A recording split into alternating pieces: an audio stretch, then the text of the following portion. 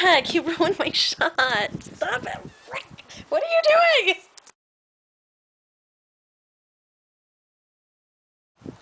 What do you think of when you think of shelters? You think of the classic Lady and the Tramp scene?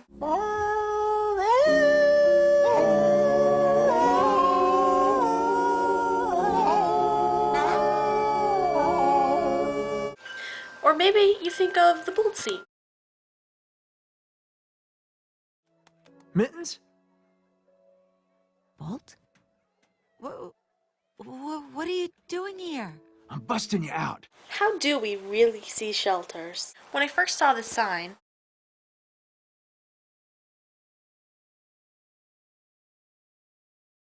I kind of got a little angry.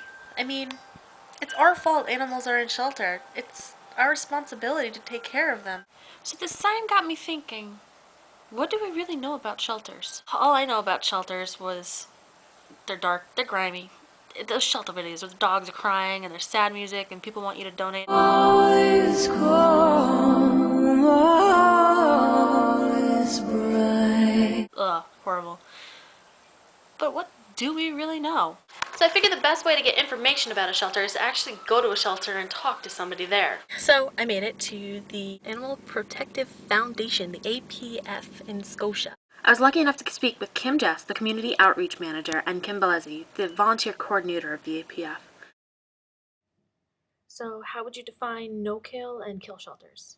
A no-kill shelter usually is defined by a shelter that will take animals of any kind up until a point until they're filled. And a kill shelter, which we are, is a shelter with which we don't have the luxury of hand-picking animals. We accommodate the county, and we will not turn an animal away if somebody comes to surrender it. What happens to animals that stay in the shelter for a long time? There's a thing called it's deterioration from being in a kennel situation, and such as a dog will start either chewing on itself and causing self-destruction, will have an outrage, will be outraged in their kennel situation and look like they're fierce animals where they're really not, but they're just so frustrated at being in a kennel, and their mental stability deteriorates as well. And at that point, we don't think it's fair to keep an animal in that situation. There's just, an animal that for whatever reason does not get adopted. It turns out that black cats and dogs have a hard time getting adopted because of their color. And you wouldn't know that unless you worked in a shelter, and they do sit there longer than others. Is there a time limit for animals? Nope, there's no time limit, and the reason being is every animal is different as to how they kennel.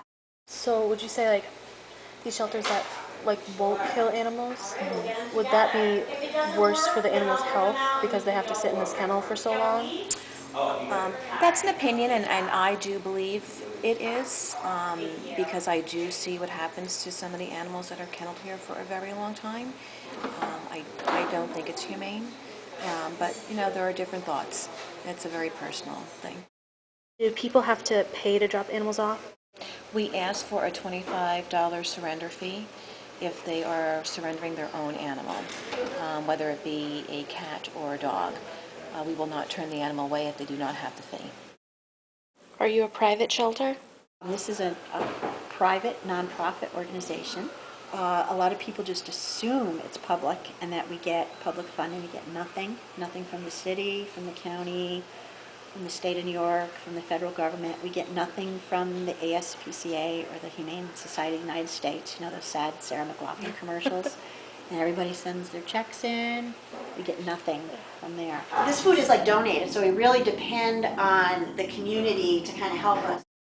What are some other reasons that animals come to the shelter? And economics is the one reason they can't feed them anymore.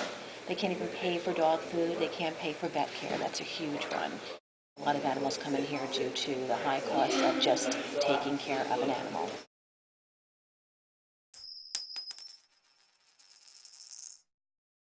What do you feel the common mentality is about shelters?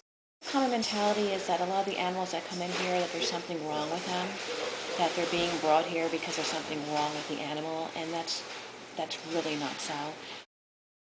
What do you think might happen if there weren't any shelters? If there weren't any shelters, you would have a lot of animals dying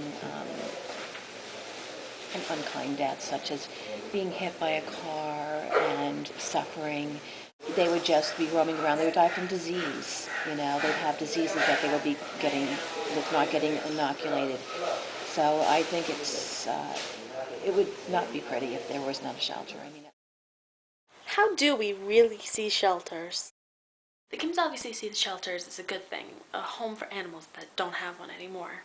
Without shelters, these animals would be living on the streets, dying of disease, getting hit by cars. Disney shows us that shelters are kind of a bad thing, like a prison to animals, to which they can be for these animals that are suddenly torn away from everything they know and dropped off in a concrete cage. I guess my view on shelters has changed. I don't see them as dirty and disgusting anymore. I mean, the animals I saw in the APF were happy. They just wanted to be friends. Overall, I guess I see shelters as a good thing.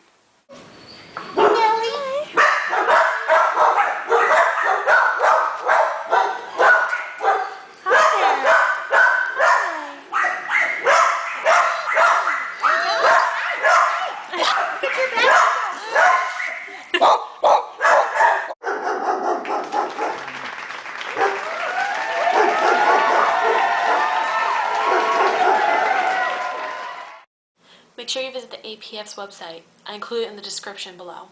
And these are the places we want people to come first. You know, you want to adopt a pet, don't go to a breeder, don't go to, a pet store. Come to a shelter and look, because you'd be surprised at what you find.